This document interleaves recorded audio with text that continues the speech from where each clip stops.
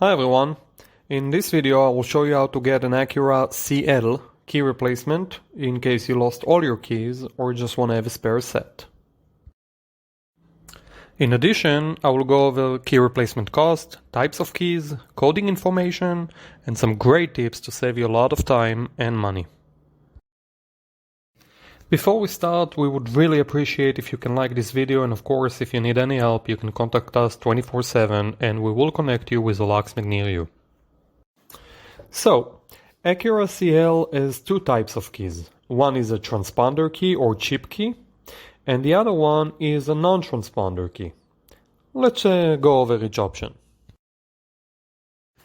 For Acura CL, between 1998 and 2003, we have a transponder key with part number HD106PT. This key must be coded on site with a special machine to start the vehicle. And for 1995 until 1998, we have a non-transponder key with part number HD103 or X214. Now it's time for tip number 1.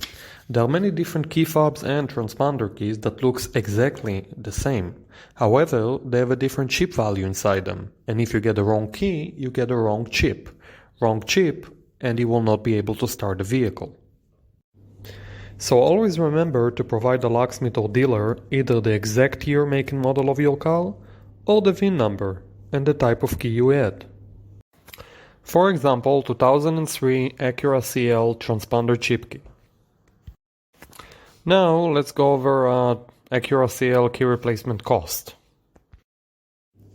You have three options to get a key replacement, and the price varies depending on where you get the new key. First, get a key online and then have a locksmith or dealer cut and program it for you. Second, call an automotive locksmith who can come and make you a key and code it on site. And third, tow the car to the dealer. Let's start with the transponder key. Online, you should pay about $15 for the key and a total about $180, including cutting and coding. A locksmith should charge you about $200 for on-site service at your location, and the dealer about $250. And for the non-transponder key, we suggest you contact a mechanic to get a replacement, as this key is very old and no codes are available for locksmiths or dealers. The following is very important to remember. While some keys can be coded without a special machine, it is not the case here. Therefore, if you decide to buy a key online, you will have to contact either the locksmith or dealer to do it for you. You cannot do it yourself. Before we continue, a quick word about a spare set. Making an additional key when you already have a working key is much cheaper and faster.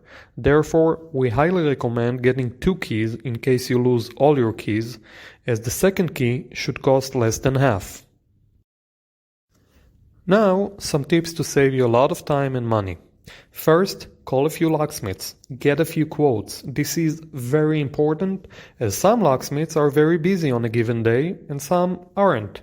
Use it for your advantage. Second, try to call a few companies, even if they are not located right next to your location. Most locksmiths offer a mobile service, sometimes up to 30-mile radius. So even though the business address might be far from you, they might be helping the customer right next to you. Do your research, it will pay off.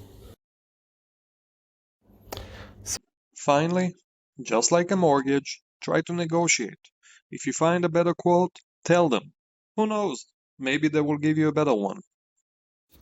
For more great tips, you can visit our blog post about car key replacement cost. That's it. I hope you liked this video and would really appreciate if you can give us the thumbs up, and thanks a lot for watching.